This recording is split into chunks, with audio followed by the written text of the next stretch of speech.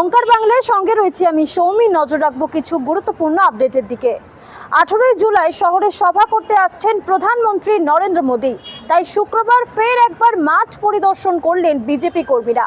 সাথে ছিলেন ভারত সরকারের দুই সংস্থা গেল এবং সেল।